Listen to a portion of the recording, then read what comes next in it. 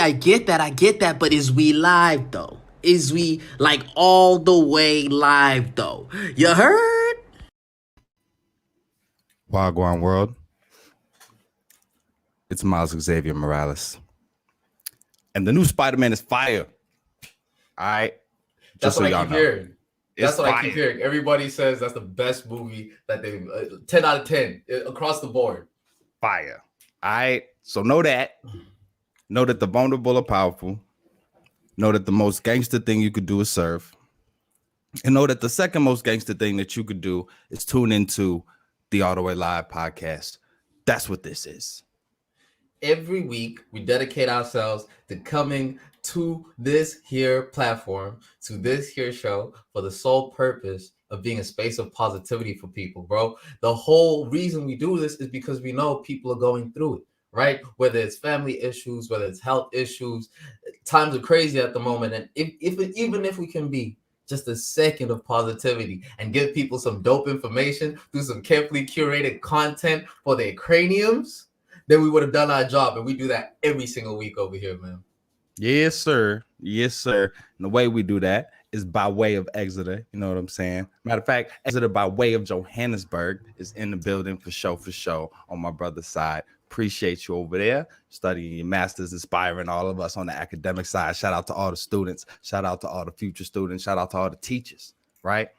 Shout out to all the teachers in Chicago. We know it's going through it in CPS, man. Chicago is for show in the building.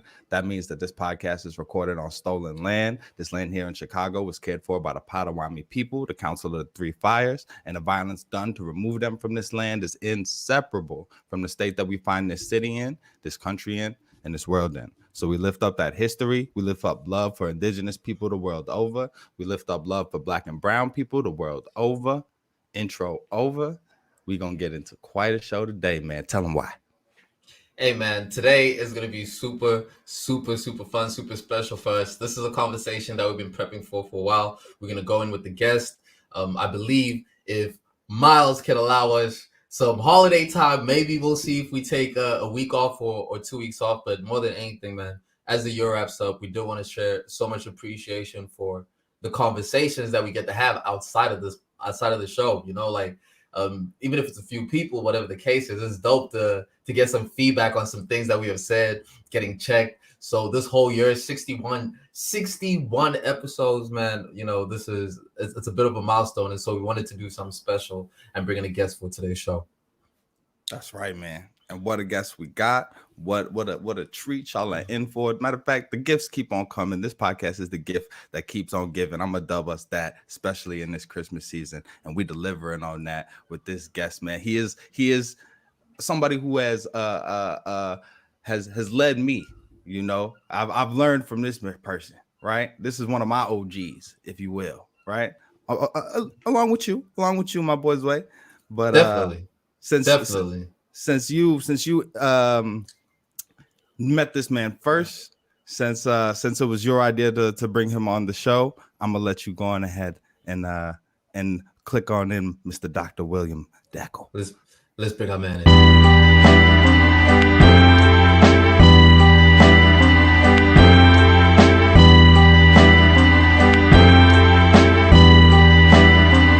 Yo, the kid's official sliding on the instrumental. Nordic combos, twist your mental like forbidden jitsus. My click's initial. Drink Booch, not beer. Our brother Will Dackel. You know, there's so many. We spoke behind the scenes, and you said that we should describe you live on air. You know, in terms of who you are. To me, I consider you a health expert. I definitely would consider you a health expert, a long-time health expert, someone that I look up to in terms of exercising, nutrition. Also, my best friend for a very long time. So this is particularly exciting for me. Welcome to the show. Yes, sir. Well, thank you, guys. Yeah, I just want to first off and say thank you so much to having me, to inviting me, and it's been really, really gratifying to watch you guys do what you do 61 episodes in. And from the bottom of my heart, I'm very, very proud of both you guys. This is very cool. We appreciate you. We appreciate you taking the time, especially during the holiday season. You know what I'm saying? I know everybody's trying to wrap up work, connect with family. So thank you for making the time to connect with the Live House family and Live Nation. Zoe, where do we start, man? Where do we even start with this?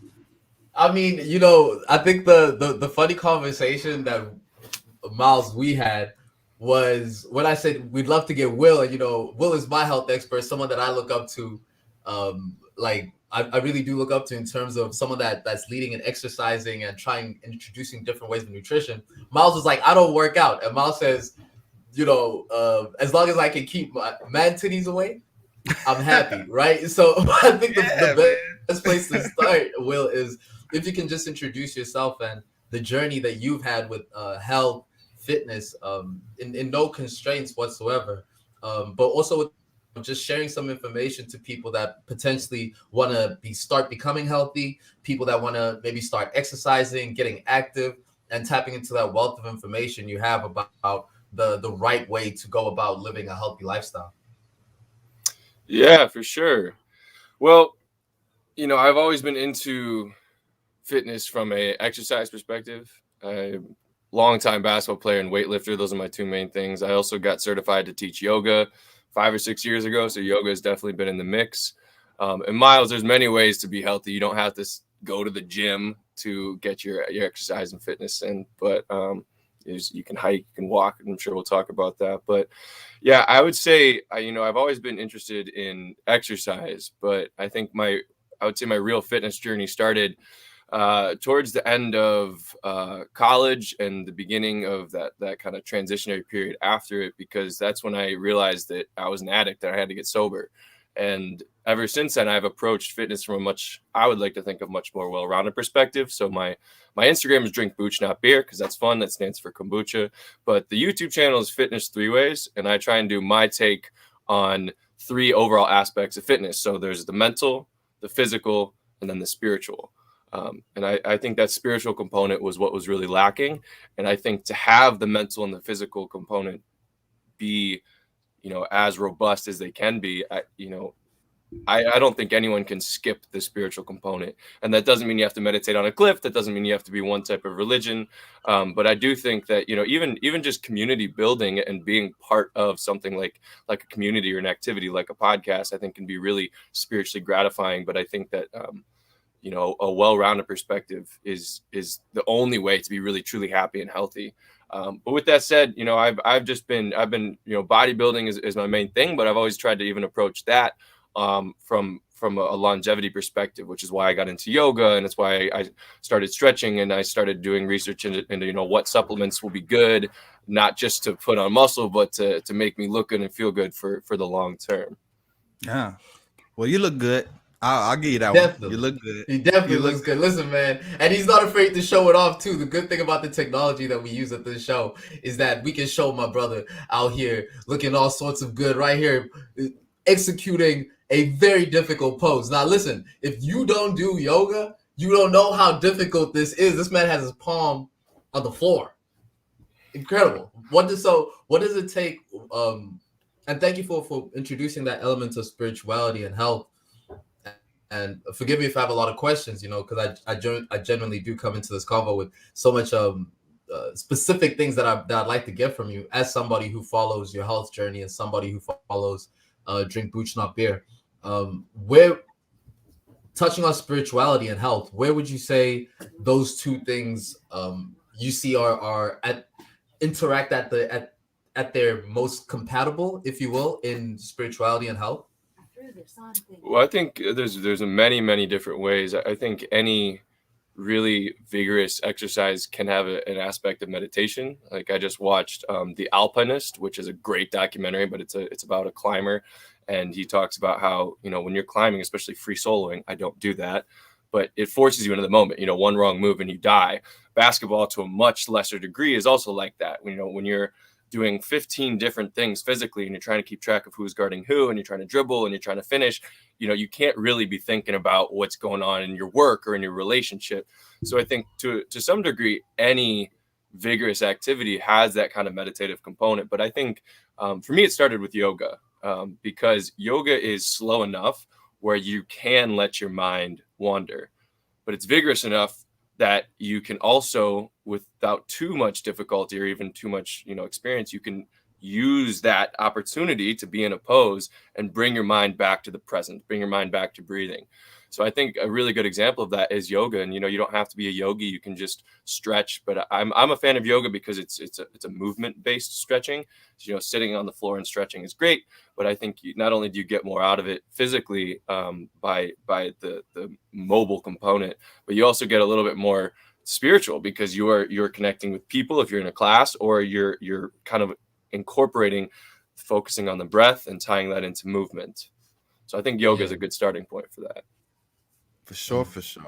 And Will, you alluded to kind of the flow state that you can kind of get into, right, during different like athletic and physical activities. Having had the honor of hooping with you more than a few times, I feel like I've gotten to see you in that flow state. It's a beautiful thing to witness. Like you got to get a courtside camera going so that you can add some of those mixtape moves to the Instagram.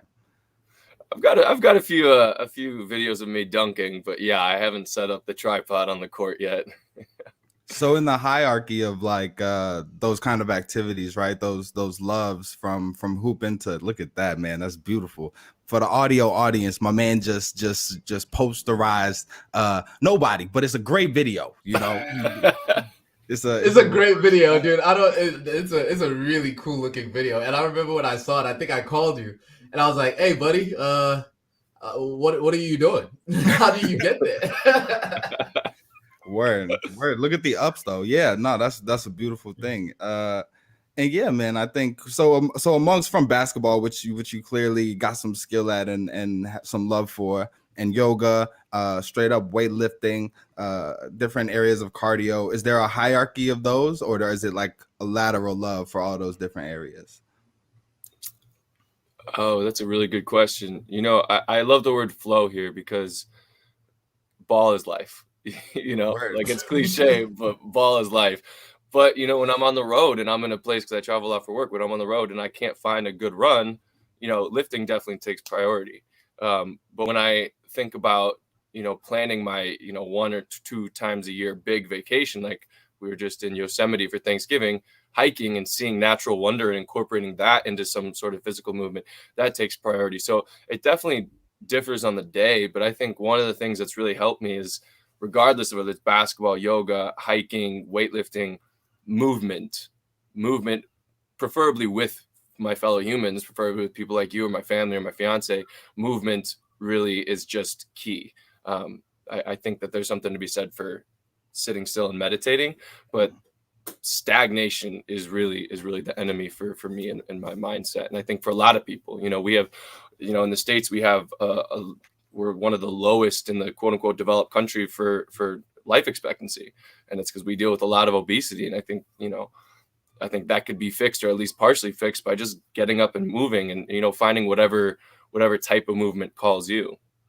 Word. Yeah. And they actually say that the amount of time that you need to be moving to have a healthy lifestyle is not as wide of a number as people usually think. I believe it's 10 minutes of a heightened cardio rest rate, your heart rate, right? 10 minutes of that, which is just skipping, running, something to start you off like that. Because sometimes people might look at someone like Will, who's jacked to the nines, and think to themselves, okay, that's either going to take I'm either gonna have to take supplements to be able to get there. I'm gonna have to get there within a week, or just have a very delusional amount of time of what it takes. But your journey has been of a step-by-step process of refining your body and understanding your body. And I asked this question because something that was asked to me to ask to you is, if somebody is starting out with working out and they are starting out by going to the gym, what are some very basic even workouts that you can start with, or what's the mindset? What is integral to beginning a healthy step into gym life? Yeah, it's a really good question. I would say there's a really good analogy to food. Like, let's say you're trying to get into fitness and you don't know what to eat. Start exploring healthy options or low calorie options all across the board and find what you like, what's palatable, that is satiating, that you like. And I think similarly in the gym, or it doesn't even have to be in the gym, right? Anything that gets your heart rate up, find what you like. So go for a hike, go for a run, try to go for a bike, or, try out a bunch of different stuff, try whatever tastes good physically in your body. Because really all you're trying to find is something that you actually enjoy doing, right? We are creatures that evolved to have dopamine released when we have exercise, right? So whatever you are going to find that you like, go find it, and so I personally like weightlifting. I've been doing it for a long time, so I've gotten relatively good at it. So I find, I get the gains and I really enjoy that. But there's a lot of people that like hit cardio. You can get a really good workout in 15-20 minutes and you get your heart rate way up. And those are some of the classic ones. But pickleball is becoming really, really popular. Tennis is something that I've been trying to pick up. I suck at it, but like it's a lot of fun, and you can do that with it doesn't matter what gender you are. It doesn't matter how old or tall. So my answer to that is just, have kind of an open mind and just go see what, throw some crap up on the wall and see what sticks, I love it. He said pickleball. I don't know if you caught that. I don't know what pickleball is though. I heard tennis as well. And I think these might be short sports that he's picking for the shorts. That's my take. But as somebody who's been like on like the periphery, right? Like who's been like seriously considering like working out more seriously for the past like 17 years, right? Like I've been on that verge, right? Like I could see myself doing it, right? Something you both kind of alluded to is that like you don't have to necessarily be in the gym. But I've also heard when it comes specifically to like lifting that like home weights are for people who want to promise themselves that they'll work out but not do it. And what's your take on like with lifting, like the need for what are the advantages of like going to the gym versus like building your own workout situation at home? Yeah, so I'll say the first most important thing is finding whatever you're going to stick with, like I said, so consistency. Home weights are really, really good for, let's say you have a demanding job and you don't have much free time. If you're going to stick with it, you can get, there's hundreds of YouTube videos. I could probably make some, but there's, you don't need heavy dumbbells, kettlebells, lightweight dumbbells, and you can get a great workout in. So at home is really good for convenience. It's also really good for your wallet, because you probably spend, however much you spend on those dumbbells, and then it's free YouTube videos and you're good. I've always liked the gym because there's always a bigger fish. So no matter how jacked I get or I want to get, there's always going to be somebody there that I can look at and say, that's a goal right there. You also have the aspect of other people around you motivating you, working hard. And then you also have way more options at the gym. Unless you're Elon and you can afford to have every piece of equipment in a giant garage. I can't do that. Most people can't do that. When you go to the gym, it has virtually everything you need and then some, right? Like, what's it called? Racquetball. Like racquetball's at the gym. I've never played racquetball in my life, but if I wanted to, it's there. I don't really swim anymore. Swimming is one of the best exercises for longevity and everything, really. But if I wanted to get back into swimming, there's a pool there. So, but it does cost money. There's a lot of gyms now that are, $15-20 a month, like Planet Fitness and stuff. There's also some bougie gyms that are 100 and, 100 whatever, how many dollars a month. So, it depends what you're looking for. I think if you're starting off, I think the idea of a gym membership is a great idea, because you're at least making that financial commitment. So you're saying, okay, I'm going to pay X amount of dollars a month. I don't want to waste that, so let me go do it. And then I think personal trainers are a really good idea at the beginning too, because it's another added component. Like if you don't go to the gym by yourself, you're just letting yourself down. But you skip a $70 training session, you're letting that person down. You're charging yourself money that you're not doing anything for. So I really like the idea of accountability, however that manifests. Dope. And they got little situations now where you can like that lean into that, where you like you put it down like $500 or something like that, and you get like $250 back if you stick with it a certain amount of days or something like that. I've heard. So there's options, man. That's cool. That's what's I haven't heard that one, but that's a great idea. Yeah. So what's your situation It sounds like you go to the gym. What's your regimen? Are you waking up crack of dawn? You know what I'm saying? First guy, when they opening up the doors, you there with them like, what's up, Bob? About to hit it. The usual. What's your situation? Because I know you move around a lot too, and so how does that interrupt and how do you work out your regimen? Yeah, well, I will say, if you're starting out at the gym, not traveling is probably ideal. It's I've been doing it so long that it's just kind of part of my routine, and I'm actually looking to travel less. But yeah, I plan my day around, my health comes first, my overall health, but that doesn't mean I have to work out every single day. So really what comes first is my job.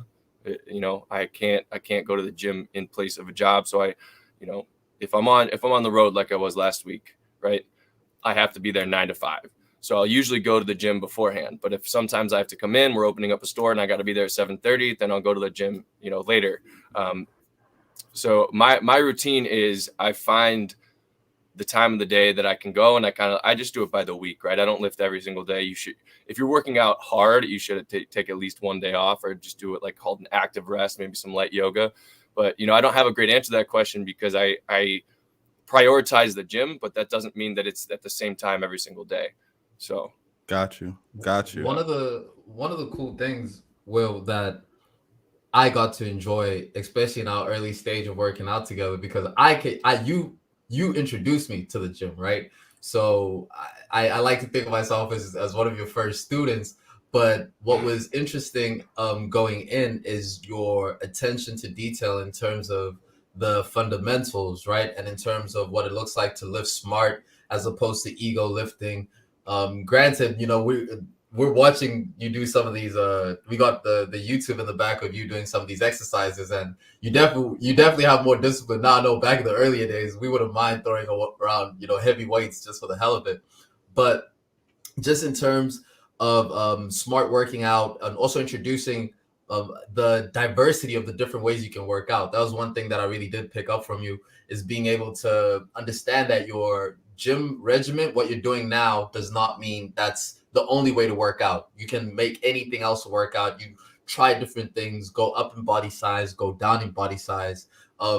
As now speaking for the people that are within the gym system, right? What are some of the new workouts that you're incorporating into your process now, and what type of exercising are you doing essentially? Yeah, good question. So I think the most important thing to remember is don't fix what ain't broken. So I think the compound lifts, I don't do many new lifts. Every now and again, I'll see a different way to hit the same muscle from a different angle, maybe, or just a different machine. But really, because when I personal train people, I say we're going to start with the fundamentals. That's the compound lifts. So that's your squat, your overhead press, your bench, your row, your pull up, and your deadlift, right? So your back, your chest, your legs, and your core. And the compound lifts, for people who might not know, is when it's not an isolated lift. So bicep curl, when the only thing that's moving is your arm, so you're focusing on the bicep, that's an isolation lift. Whereas a pull-up, if I'm here and I pull up, I'm using my lats, I'm using my rear delts, I'm using my biceps. So a compound lift means multiple different body parts incorporated into the same lift. So it's more functional usually, but it definitely is more taxing on the body, because you're using all these different muscle groups to do one movement. So I think, there's been times where I'm really, really busy on the road and I can only get to the gym twice a week, and I'll do a full body workout. So I'll squat, do some pull-ups, do some bench, do some overhead press, do some deadlifts, 5 exercises, and you hit every single body part except for maybe your calves. And that's a great workout. There's no reason to make it more complicated than that if you don't have the time to. So speaking of overcomplicating things and maybe some of these newfangled workouts that's just maybe fads, right? What are some things that people get wrong at the gym, especially when they first go? What are some things that you are even in that space, different spaces, the gym has its own etiquette, right? What are some things on the etiquette side and on the form and fitness side that people get wrong? Yeah, so probably one of the worst ones is, you hear the term leave your pride at the door, leave your ego at the door. People try to do too much weight too quick. And that ties into the second one, which is they don't have the proper form, and it differs for everything. But it's really, and that's a really, really good reason to get a personal trainer at the beginning, because you don't know what you don't know. So if you're squatting and the bar is too high on your back and it's hurting your neck, and you're dumping into your abs and your legs, and you're going way. There's all certain, like every lift has its own proper form, and if you don't do that, it's very easy to get hurt. Deadlifts are a very, very safe lift if you're doing them right. They're a very, very dangerous lift if you don't do them right. So, learning how to do the proper form, and this is easy on YouTube. You just look it up, but I think it's easier and best to do it with somebody who knows, like a personal trainer. So making sure you have the proper form, and that's different for every single lift. And then the other thing is, people don't put the weights back, man. That's one of the etiquette things that just kind of bugs me. Like either you put them back in the wrong place, or you leave the bench and you got your weights on either side. That's just kind of it's like not putting the cart back at the grocery store. It's just common courtesy. So I see a lot of that. Heathens. Also, don't approach women. Don't approach women at the gym. Don't comment on their workout. Don't comment on their form. Don't go up and be unnecessarily helpful. I see, Will, you shaking your head, and maybe we done stumbled on a controversial topic here. But I just think, keep your opinions to yourself. If someone's doing it wrong, let them do it wrong. Oh, yes. Well, yeah. Oh, God. At least once a workout, I want to go up to somebody just because they're about to get hurt, or they look like they're about to get hurt. But yeah, don't do that. As far as women go, I think it's like any aspect of life. If you go up to them politely and respectfully, and you don't make them stop their set and pause their music and all, and you're just like, hey, there's a way to do it that I think is respectful. But you're right. If you see somebody doing the wrong form, you don't want to be that guy. Don't be that guy. Just pat him on the butt and keep it moving. Yeah. Do not run. Don't do that. I do not recommend it. Pray for it. One of the cool things, Will, go ahead, Mouse. No, you got it. I was gonna get into some deep waters. I know, like under the skin. Some under the skin type of things. I know what you had, just in case I cut a question off of yours, Miles. Just wrapping up kind of on like the workout tip. I just wanted to know what was the like impetus for the transition when you were like, all right, I do this. This is part of my routine. This is part of my life. But now I want to record it and share it. Hey, Will. Great question. Yeah. Hey, hang on one second. Yeah, Grandpa. I think my mom just told him I'm on live. What up? Shout out to Grandpa Will. Yeah, tell them they can tune in. If anyone else would have interrupted the live, but we got a 91-year-old Korean war vet, so I'm like, man, yes, Grandpa. Yeah, he's a real one. Yeah, he's a real one. This is a family show. Look at that. Yeah, yeah. But you were asking. Yeah, I was just saying. Clearly, there's a lot of content now, as we see whatever we're seeing right here. And I was just wondering what the impetus, like, what made you want to like make that transition from like working out as a part of my life as something that keeps me healthy mentally and physically, to wanting to like record it and share it more with folks. Yeah, that's a great question. I had probably 2 years of people suggesting that I do an Instagram or a fitness account, YouTube, whatever. And I didn't like it. I thought it was a little too navel gazing. I thought it was a little self-serving. I didn't want to be like, look at me. But at a certain point, I realized, it doesn't have to be just all showing off. And so what my thought process is, okay, I want people to take me seriously, right? You don't want to listen. Like, I had a basketball coach who couldn't make a layup. Like, why would I listen to him? So I did want to have a little bit of the, okay, yeah, I can put up hundreds on bench and here's my deadlift. And I wanted some stuff so people can take me seriously. But the real motivation was to transition to YouTube. And I've already started doing this, but I have this passion for health and fitness. And I wanted to dive in deeper and just learn something new and to have something new in my life. So at no point do I expect for this to blow up and for me to become a YouTuber and to make cash off of it. But the real goal was like, I just wanted to dive into certain topics, like the spirituality component. Like, I really wanted to dive into that and see, I'm biased because I get a lot of my spirituality from AA. But what else is there?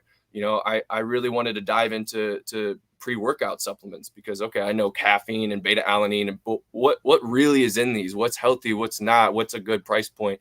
So I just wanted to kind of do a deep dive into this field. And if somebody else learns something along the way or gets some enjoyment out of my videos, great. Appreciate you, man. Appreciate you. As somebody who is just so close to really embarking on this endeavor. I know that knowing that I can turn to one of the homies for content that can educate me and keep me on the healthy path is a beautiful thing. So this was, remember, y'all asked for this. All right, that's why he did it. People was calling for it. So everything you see is a result. We asked for it, apparently.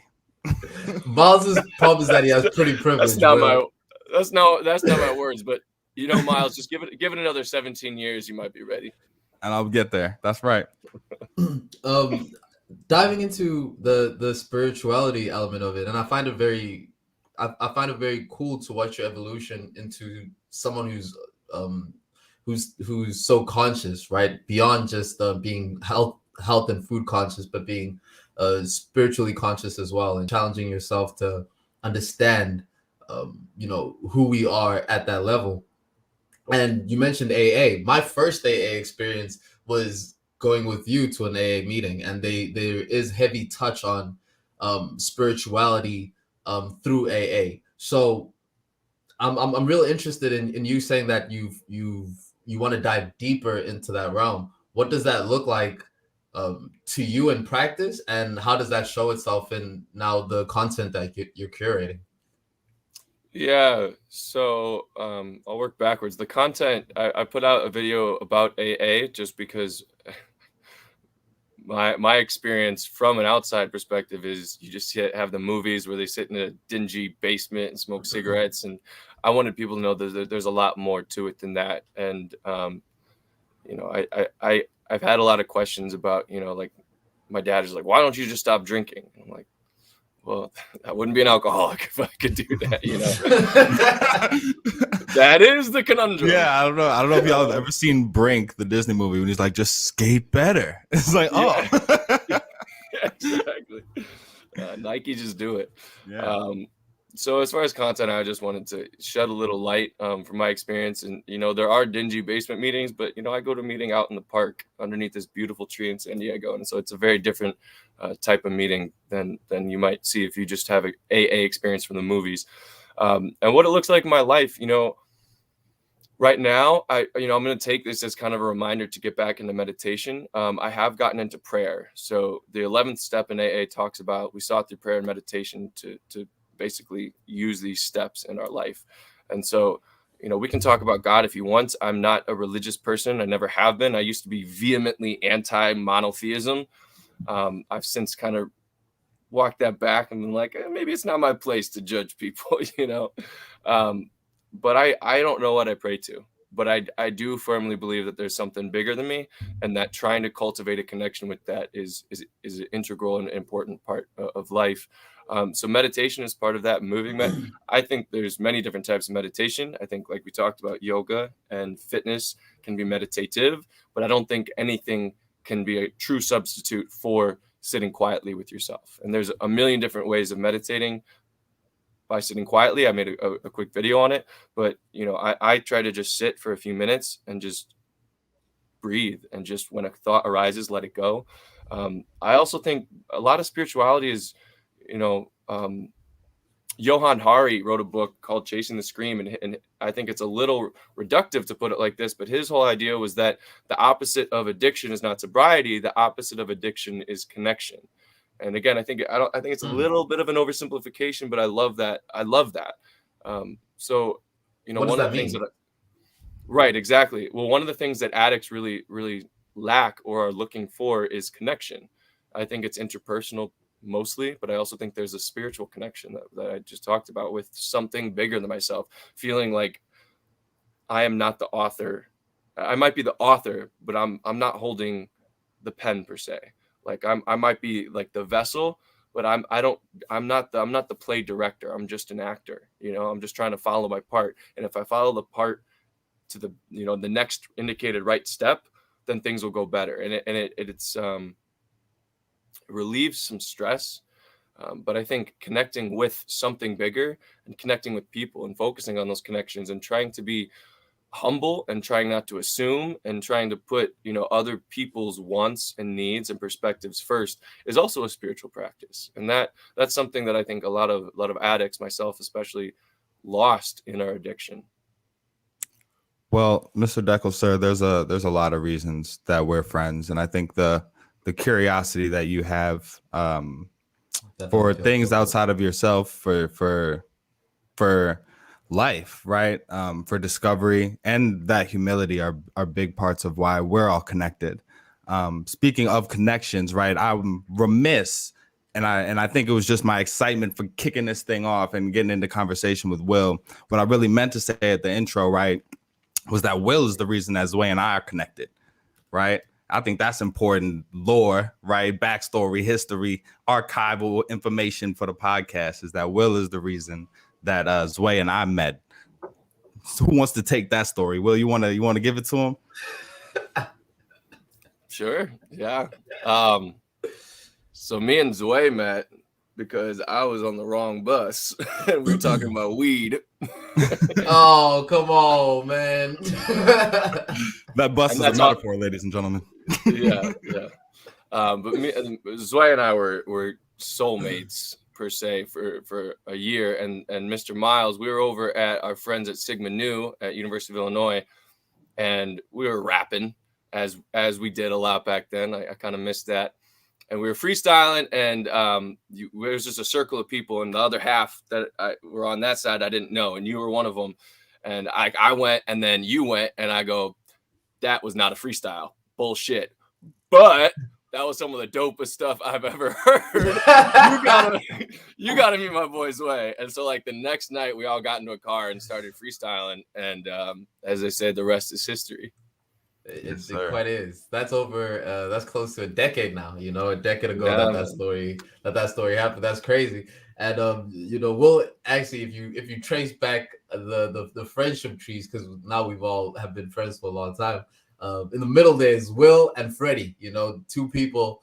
And shout out to Freddie, two people that really are what I would say the connecting strings between our very wide group of friends. So that is pretty cool. And in the spirit of appreciation, Will, I think what's so compelling about what you're doing from the health perspective is the fact that you are an addict, right? And I've learned that you don't say somebody was an addict because clearly that's something that you carry with you for a long time, and the practice of it is one of meticulous consciousness of where the closest AA meetings are, and does the city that you're going to have places where you can have these sorts of connections, like you say. So to say somebody was an addict would dismiss how hard addicts have to work in order to not fall back into their addict ways. And I think when you look at where we are right now in terms of just what's happening with addiction across the board, just pure addiction across the board, you kind of don't even want to ask the question, be like, say something to lift up the addicts, Will. But it's just like, what's you know, just taking into just understanding that there is a high level of addiction into this, and you're somebody that struggles with it, but continues to persevere to the healthiest form of yourself. What's some gems that you can drop around that? Yeah. So a couple things. First of all, you can never get somebody ready. You can try, you can offer them support, and I would offer them support and love and connection. But until they're ready to say, I have a problem, I am an addict or an alcoholic, you can't force readiness upon them. And that is a crucial piece, because a lot of people around them will get dragged down into that because they want to control the addict, and they just can't. And the really tragic thing is sometimes they won't get ready and then they'll die. But I think one of the reasons that I'm here today and I haven't had a drink of alcohol in, almost 4 years is because I had the love and support, so that when I was in my dark place, I was able to reach out to you guys. I mean, we sat through one intervention. I wasn't ready then, but I remember that. And when I thank God that I was able to go to rehab and go to sober living. One thing that I really do wanted to mention, and this is controversial, but I also think it's really important to talk about. So what do we do with the crisis? There's so many things. I think we need to focus more on the connection. I think we need to look at addicts as sick people and not criminals, but it's a blurry line because you can have somebody that is also a criminal, right? Like a drug dealer who's using is a criminal. I think drug dealers, especially in bulk with fentanyl and stuff, do deserve to be prosecuted, but single use, I don't think.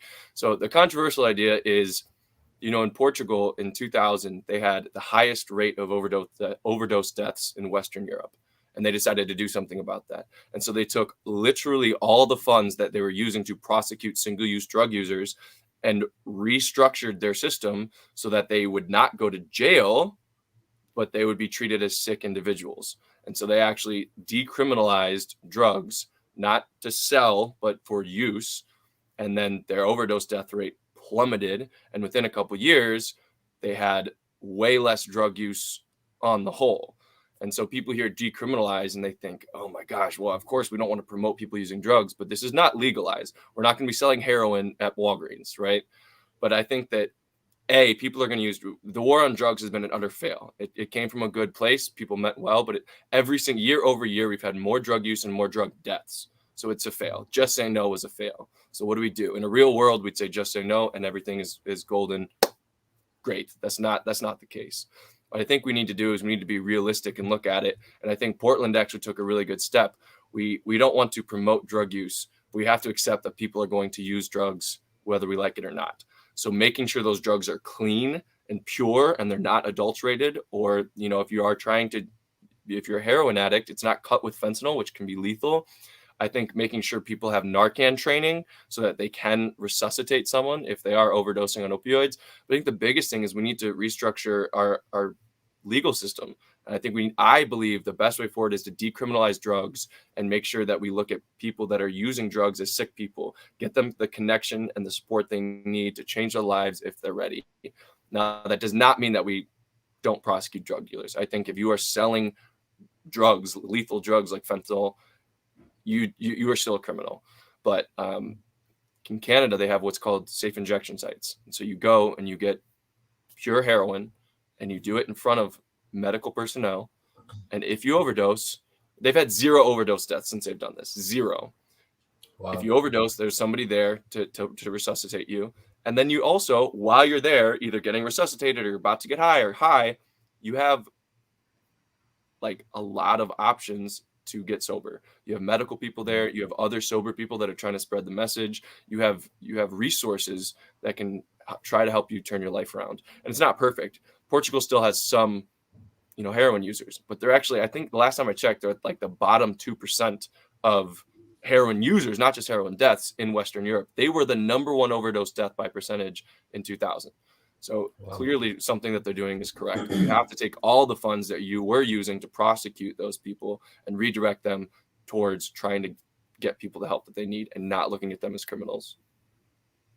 When you're like, I'm going to say something controversial, I had no idea what was coming. Right. But it's actually beautiful because what you said echoes so much of what we like. A recurring theme on this podcast is that so many of the systems that we look to that have people's lives in their hands, right, often are doing way too many jobs. And there's this other system over here that's people centric that we can funnel resources to.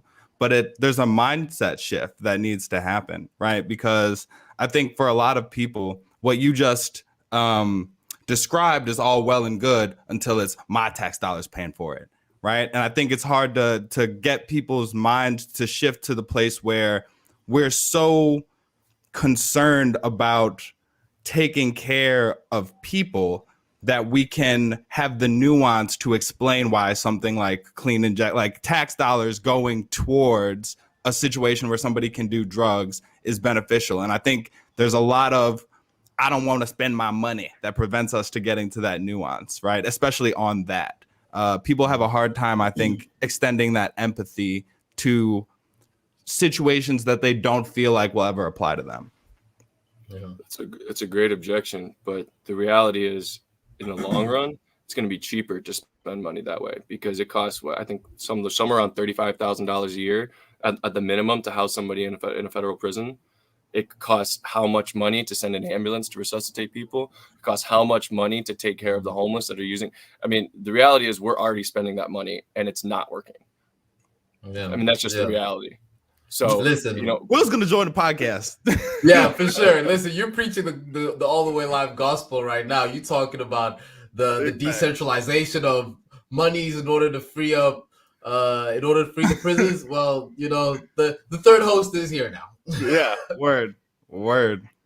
No, we agree with that deeply, man. We agree with that so deeply, and it's particularly interesting in the U.S. because of the prison industrial complex, right? Which is something that you really can't get away from because as the structure is right now, it is for profit, right? The prison system is built for profit. So even when you say that $35,000 a year to house a prisoner, that's a number that's been shaved down as fine as it can get in order to reduce expenses, in order to increase profits. So, like Miles says, man, we highly believe that we're at the precipice of a new consciousness when it comes to spending, when it comes to consumer economics.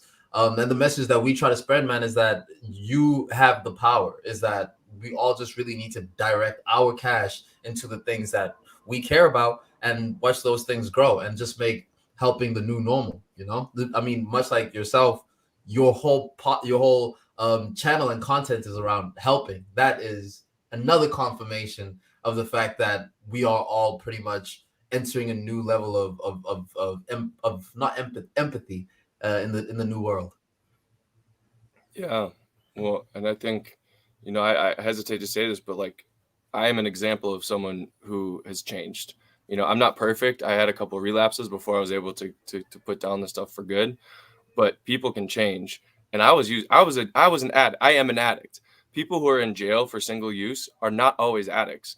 So it blows my mind that we have so many, especially Black men in their young 20s to young 30s in jail for usage, not dealing, but usage of drugs. Because it's absurd to me, because yeah, there has to be something done. We don't want people just on the street doing fentanyl. We don't want people on the street doing meth. But to put them in jail actually costs society more money. And as I'm sure you guys know, jail is not for rehabilitation. It's supposed to be, but really what jail is, it's a breeding ground for criminals. You can go in there as somebody who smokes weed and got caught. You're going to come out and you're more likely to A, go back to jail, and B, to commit more crimes. And that's so backwards to me. So I think we really need to, we don't live in a fairy tale world. We don't live in an ideal world. If we did, don't use drugs, great. But the way that we're doing it right now, we're breeding more criminals. We have the highest rate of prison incarceration in the world. Like rates, not just sheer numbers. We have the highest rate of incarceration in the world, and it's criminal to put it as a pun. It's so wrong. It's so wrong to me.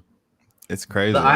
The irony is high with the fact that so many of us during COVID went indoors, and then we saw the spike in mental health related issues, and then you look at what our confinements were for the better part, a lot more for people, a lot easier than what jail situations would be. And even if they weren't comfortable situations, that speaks even more so to the conditions that people are staying in, that are causing them to have these sorts of mental health related issues. So if you want to understand why putting people in cages, what it does to the brain, we just need to look at ourselves and how society pretty much has come out of being relatively confined.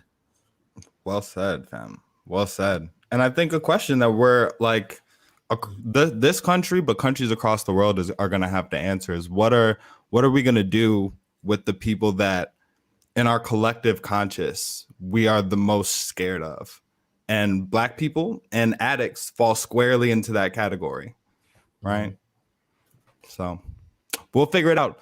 This podcast specifically, the three of us, we'll solve the world's problems.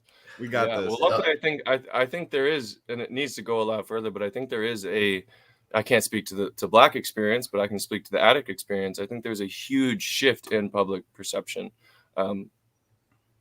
I can't think of a time where it's come out that I've said I'm an addict and that's why I don't drink, or I'm an alcoholic and that's why X, Y, or Z. I can't think of a time where somebody recoiled from me. And I mean, I'm sure they judged me, but most of the time it's, oh, wow, good for you. And so I think, I can't think of it. Well, actually I can't, but not in the US, but I can't think of hardly any times where I've seen overt racism come out as disgust. I'm sure it still happens, but I think we've come a long way in just our kind of gut level reaction to racism and to addiction, and we still have a long way to go. But I think the first step is opening our minds to the way we perceive people, and that second step or third step would be making policies to reflect that. Well said, I got brother. some. If I may, Will, what would you say to people whose family members, friends, partners are currently addicts? Right. Sometimes there's a whole other reality of an addict's life that are the people that have to care for that addict, right, and the people that are impacted by the addict's decision. What does being supportive, or what's the right way to engage and assist as somebody who's living with an addict in some capacity? That's a great question. Yeah, I think the first thing I would say is go to Al-Anon. Al-Anon is a support group. It's actually a 12-step based group, but it's for people, loved ones, partners, etc., of addicts and alcoholics. And I obviously can't convey their entire message, but one of the things that they talk about is, we mentioned this earlier, but you can't control them. So you can't get them ready. You can't keep them sober, and you can't get them messed up, right? That's not on you. So offer them support. I would say doesn't look like money unless you actually believe that they're trying to get sober, but offer them love and offer them hugs and make them food. Do stuff that will not enable them to keep using, but will enable them to feel the connection that they're so longing for. But the other thing is, don't be afraid to cut them off. If it gets really bad and they are stealing from you, or if they are using you, sometimes the best thing you can do, and it's case by case, but sometimes the best thing you can do is just to say, I can't do this anymore until you make a change, because you can't get them ready. But by removing something like a loved one's love, that might help get them ready. That might be a wake-up call, but it's very case by case. Some people, they need to get out of their system. But yeah, I would say go to Al-Anon would be my biggest piece of advice, and do those 12 steps. Fire. This is actually that actually inspired me to think about something we're thinking about in like the community support sector over here in Chicago. Is like, how do we support the supporters, right? And I think that maybe I can reach out to some Al-Anon folks. Maybe there's like a local branch that I could talk to about just taking some of their best practices to support folks like Zway, who are trying to feed kids and bring them tech stuff, and he's tired all the time. You know what I'm saying? It's a hard life. So how do we get support for the people who do the supporting? So that's, you don't look tired. Useful. Hey man, listen, Will, I don't look tired because my co-host, like he says, when he says we're gonna call the people at Al-Anon, he means he's gonna talk to the higher ups. You know what I'm saying? There's a lot of weight distribution of getting this impact out, man. And what I'm so very proud of you for, again, if I can just utilize this moment to appreciate somebody who is a big influence in my health life. Still to this day, somebody that I look up to in terms of what they're doing. I'll see you pushing with yoga, and I'll be like, man, I need to learn how to do a handstand, and start going into handstand classes, man. So I definitely do want to thank you for continuing to be that type of role model for me. And I really do think that we're able to dish out some pretty dope information and content to the people, man. I agree. I thoroughly, wholeheartedly agree. But it is the holidays, and we need to emphasize that more. We can't do a whole seg so serious. You know what I'm saying? We got to put some season's greetings on it. So before we get up on out of here, I need to know one thing that each of y'all are gonna do for yourselves, something that's gonna make you happy between now and the first of the year. I would guess first, please. Yeah. So one of the gifts of sobriety and a little more spirituality is the fact that I enjoy giving gifts. And so my dad was really pushing me. We were in Yosemite, and the last time we were there 8 years ago, I was just on one. I was running down the mountain and writing a poem, waiting for him, running down, writing a poem. And it's one of my dad's favorite poems. And so I should talk quieter in case he's upstairs. But one of the things my dad kept saying is like, oh, you should please write another poem.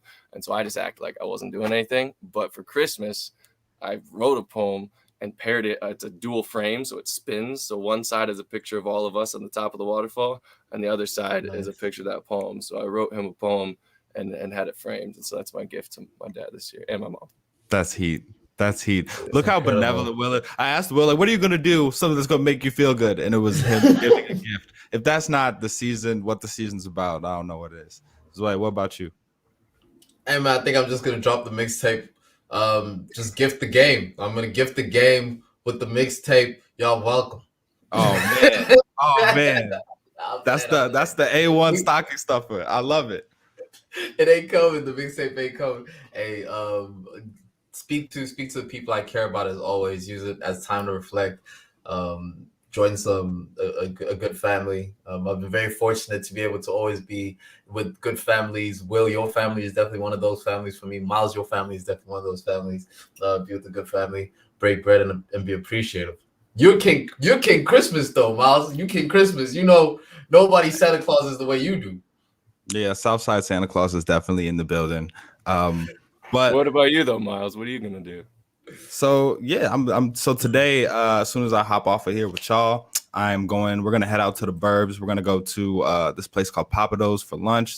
Fire, like Cajun seafood. They got one of those in the burbs now?